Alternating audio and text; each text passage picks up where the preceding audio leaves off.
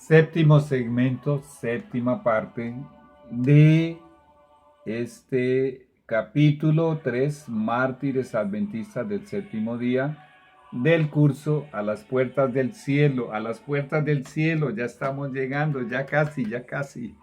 Todo esto es preparación para la crisis final, para la apostasía omega, la avalancha de apostasía que habrá en la iglesia, preparación para la purificación de esta iglesia. Y continuamos leyendo el sueño en inglés, la versión original en inglés. Bueno, si tú hablas inglés, mucho mejor.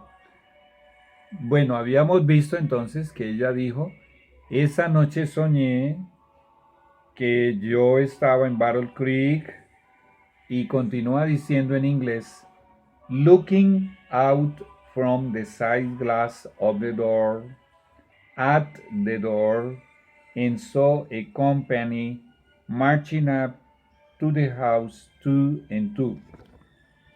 Mucha atención porque aquí hay un detalle, hay una inexactitud, hay algo que está faltando.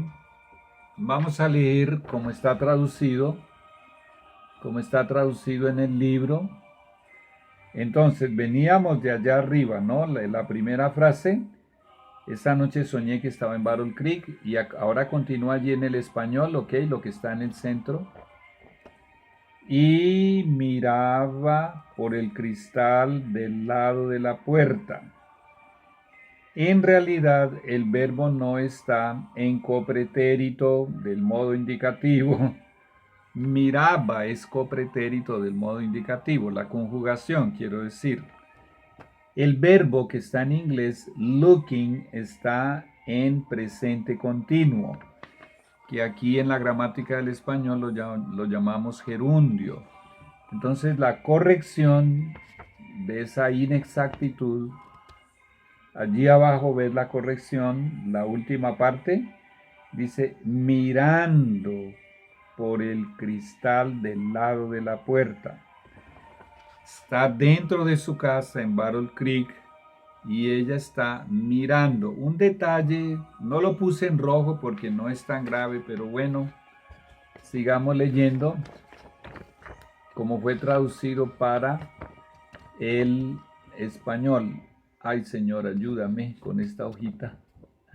Bueno, parece que aquí está, estoy agarrándola aquí. Dice, observé una compañía que se acercaba a la casa de dos en dos. Observa que en la traducción al español, después de la palabra puerta o en la palabra puerta, hay un punto, pero en inglés ese punto no está. Y el verbo observar es el verbo to watch. Aquí no está el verbo to watch, aquí está el verbo to see, que es el verbo ver.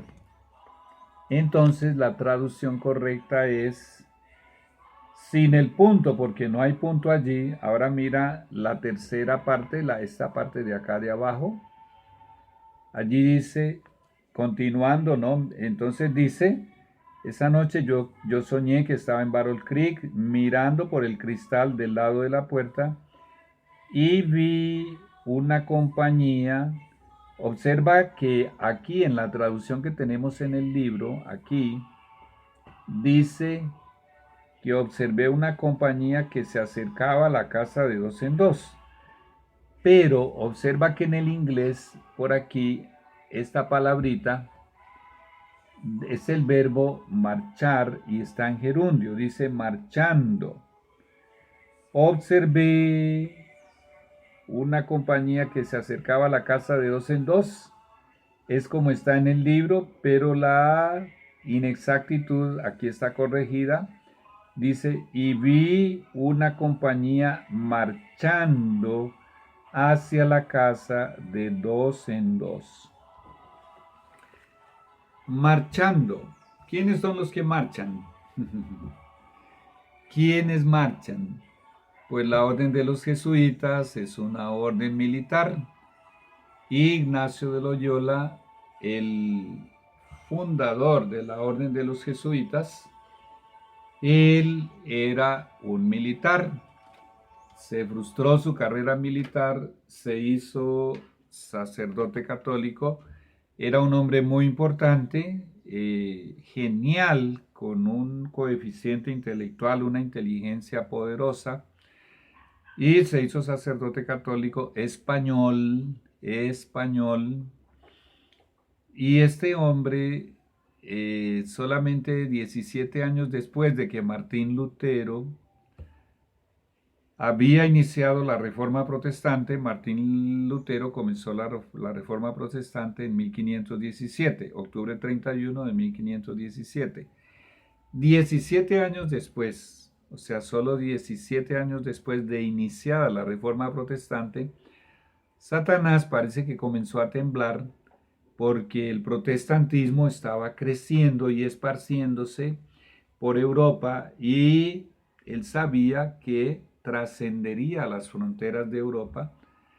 Bueno, de hecho el protestantismo llegó a esparcirse por casi todo el mundo, y las iglesias católicas podrían llegar a cerrarse. Entonces él tuvo una brillante idea.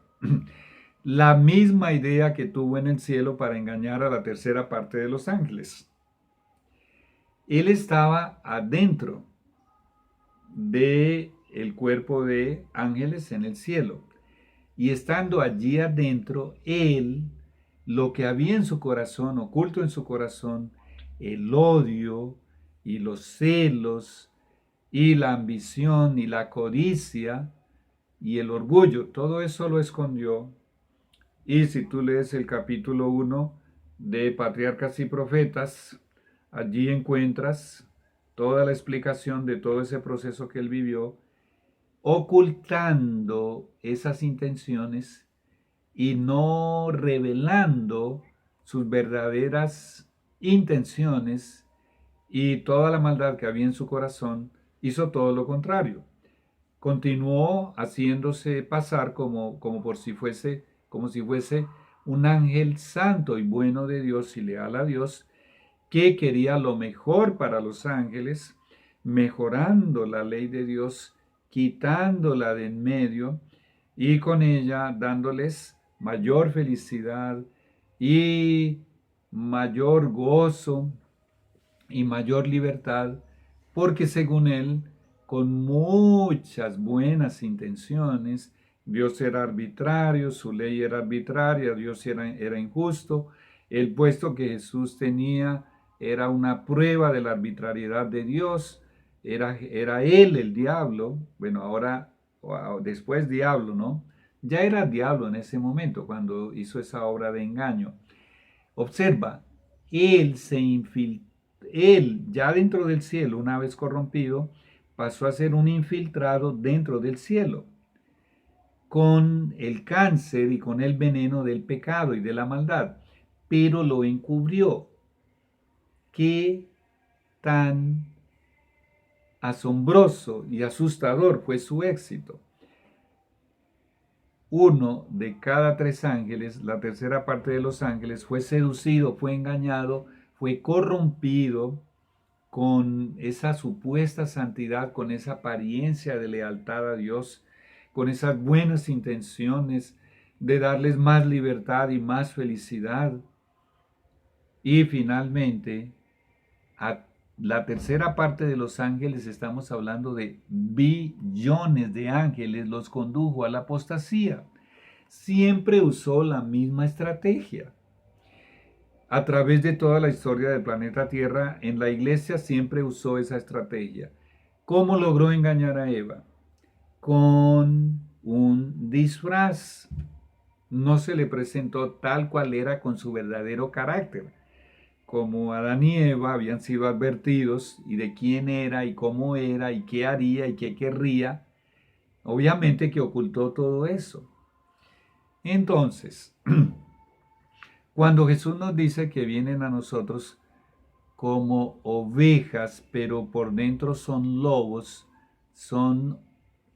disfrazados de ovejas, es muy difícil identificarlos a menos que tú tengas mucho cuidado y mucha atención y prestes mucha atención a lo que predican, a lo que escriben y al espíritu con el cual ellos hablan cuando predican o cuando escriben o cuando enseñan.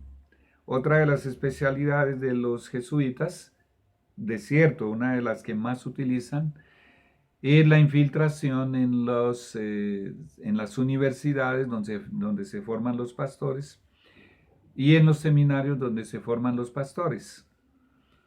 Y a través de esa infiltración, nosotros tenemos una iglesia adventista del séptimo día llena, según Jesús, Apocalipsis capítulo 3, 14 al 22, la primera línea de ese mensaje que dice a la Odisea, y la primera línea de los 7 mensajes comienzan de la primera manera, de la misma manera.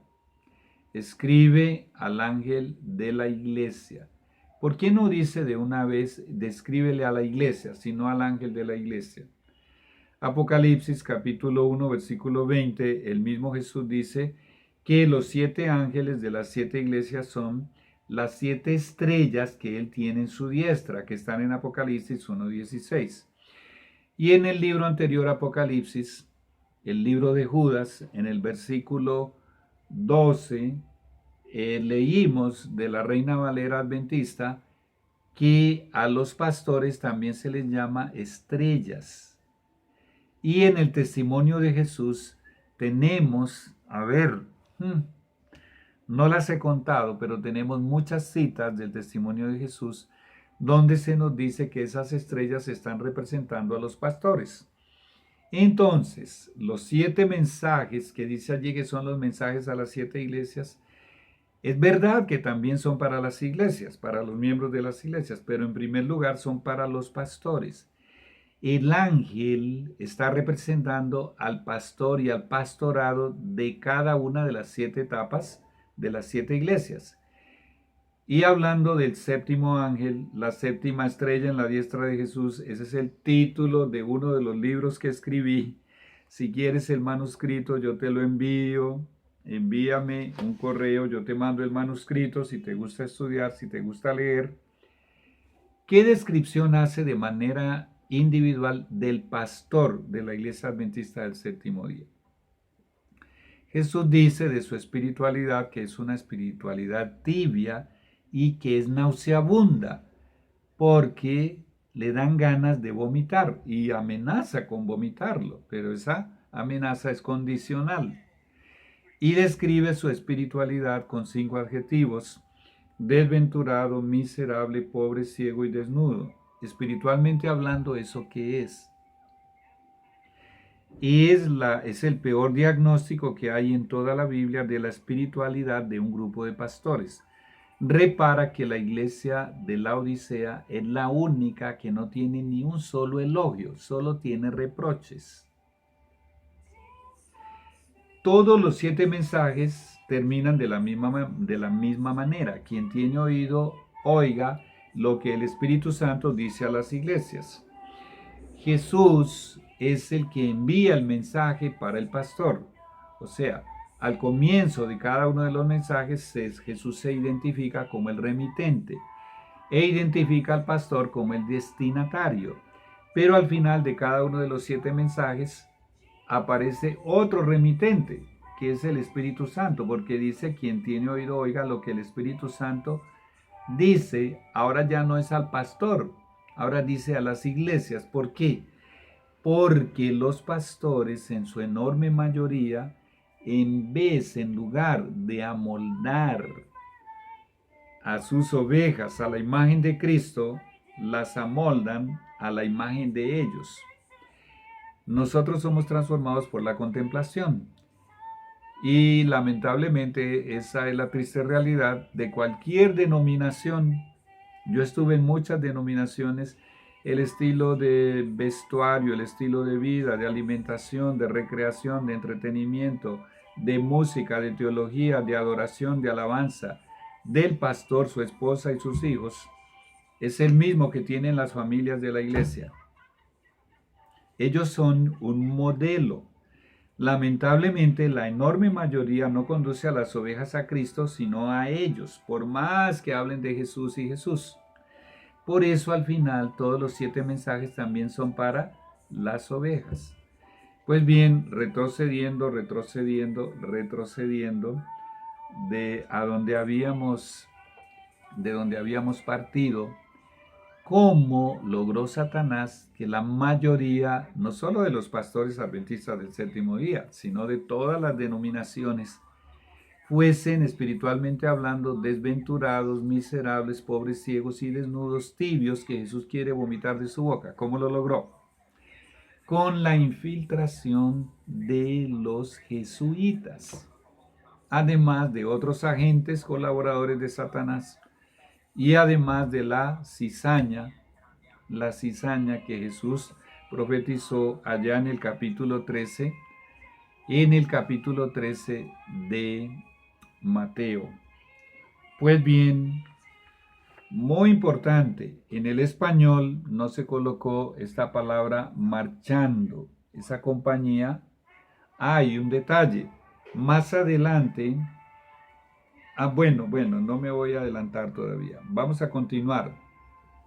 Están marchando de 2 en 2 porque son una orden militar. Ahora vamos a ver la información, la primera información que ella da acerca de esa compañía. Vamos a continuar leyendo. Dice, they looked stern and determined. Y aquí dice, parecían decididos y determinados. Bueno, es verdad que para traducir al español en algunas ocasiones se puede omitir el pronombre personal. Y aquí el pronombre personal they no está colocado, pero si se colocase diría ellos. Parecían, solo que la palabra stern que tú estás viendo aquí no traduce decididos, sino que traduce severos. Y entre los sinónimos que tiene, dice que eran smiles, sin sonrisa, o severos, sin sonrisa. Esto nos da un vestigio de la crueldad. Y determinados. ¿Por qué parecían severos y determinados? Porque traían una misión. ¿Cuál es la misión de los jesuitas en este planeta? ¿Qué leímos cuando estudiamos lo que estudiamos en el conflicto de los siglos, del capítulo 12? Páginas 215, 216, 217. Que Satanás creó la orden de los jesuitas para destruir el protestantismo. Y las iglesias protestantes fueron literalmente infiltradas por los jesuitas, especialmente los seminarios y las universidades, y los pastores en bloque, como teólogos, rechazaron, los pastores protestantes de la iglesia de Filadelfia, acuérdate que lo explicamos, que va de 1798 a 1844, en bloque, las iglesias protestantes de Estados Unidos rechazaron esas 5 verdades maravillosas de Second Coming, la segunda venida de Jesús. Rechazaron la predicación de Guillermo Miller de la segunda venida de Jesús. Rechazaron la doctrina del santuario, el estado de los muertos, el sábado y el espíritu de profecía. Eso lo lograron los jesuitas. Por eso el Señor levantó esta séptima iglesia, la iglesia adventista del séptimo día de 1844 para acá. Es la única iglesia protestante que hay en el planeta Tierra. Pero así que el Señor la levantó y hasta 1915 tuvo dentro de ella una gente, una mujer santa y pura que estaba en línea directa con el cielo, y Satanás no se atrevió en esos casi 70 años que ella estuvo viva a infiltrar sus agentes jesuitas, porque Dios se lo habría revelado. el Señor se lo habría revelado y esos jesuitas habrían sido sacados de la iglesia. Ya vamos a hablar dentro del mismo sueño un poquito más adelante. Entonces, ¿por qué ellos tenían esta apariencia de severos y determinados? Porque traían una misión. Y la misión de ellos es destruir la iglesia adventista del séptimo día. Pero hay malas noticias para estos señores jesuitas. De los labios de Jesús vienen esas malas noticias de Mateo 16, 18. Las puertas del infierno no prevalecerán contra esta iglesia. Satanás y sus huestes y sus agentes, sus jesuitas, sus cizañas, no podrán destruir esta iglesia. Esta iglesia, dice el espíritu de profecía, puede parecer que la iglesia está para caer, pero no caerá, permanecerá inconmovible. Esta iglesia es indestructible, por más jesuitas y más cizaña que haya y más abominaciones que haya, es indestructible. Será, eso sí, purificada. Y cuando sea purificada acontecerá la apostasía omega, la última apostasía. Eso es lo que nos espera. Y específicamente, ¿cuál era la misión de ellos en el sueño? La misión que Dios nos va a revelar ahora, cuál era la misión que ellos traían. Ya vamos a ver qué misión traían. Ya la vamos a leer. Vamos a seguir aquí leyendo. Bueno, ahora dice,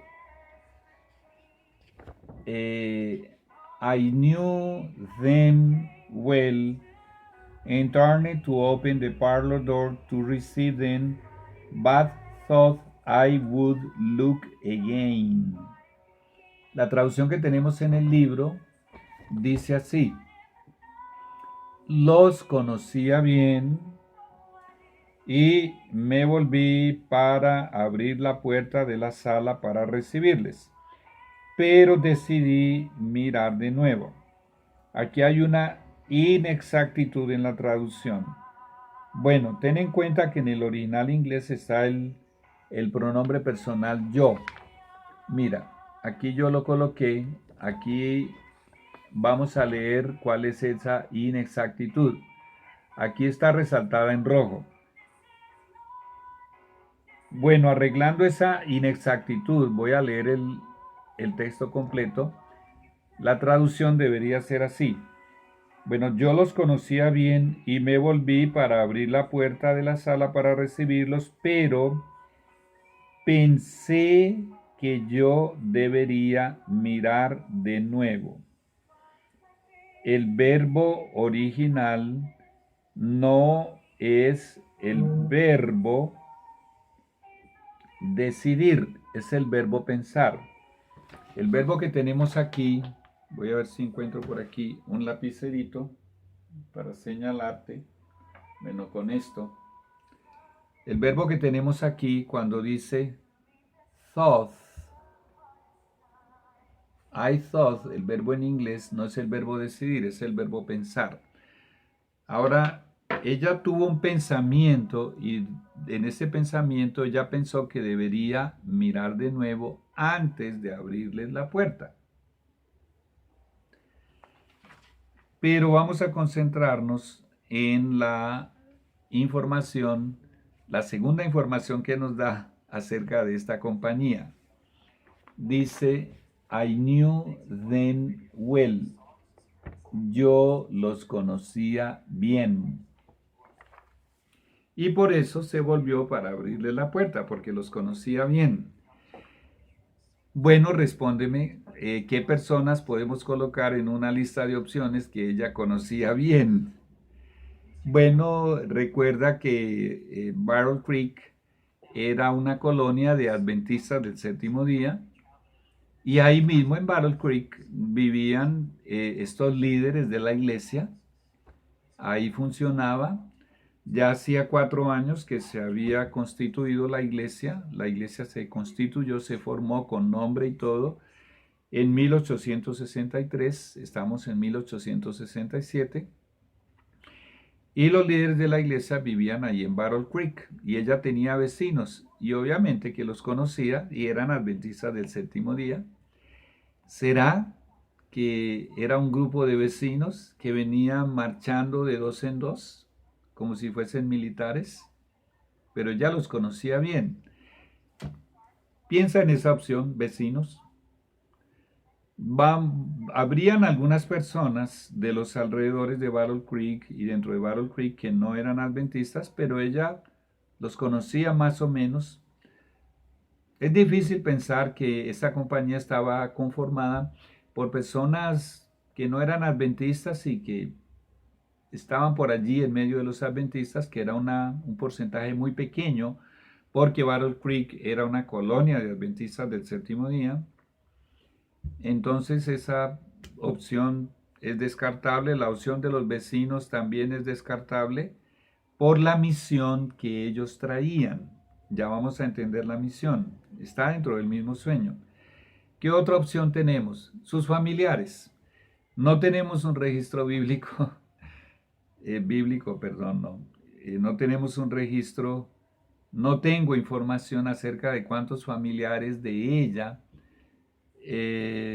vivían allí en Battle Creek, pero supongamos que había algunos familiares de ella viviendo allí. Estoy hablando de cuñados, hermanos, hermanas, primos, sus padres, sobrinos, primas. ¿Se conformaría esa compañía por sus familiares que estaban viniendo de dos en dos, marchando como si fuesen militares? ¿Por qué Dios habría de representar jesuitas? Ya vamos a comprobar en el sueño que son jesuitas. El sueño lo dice.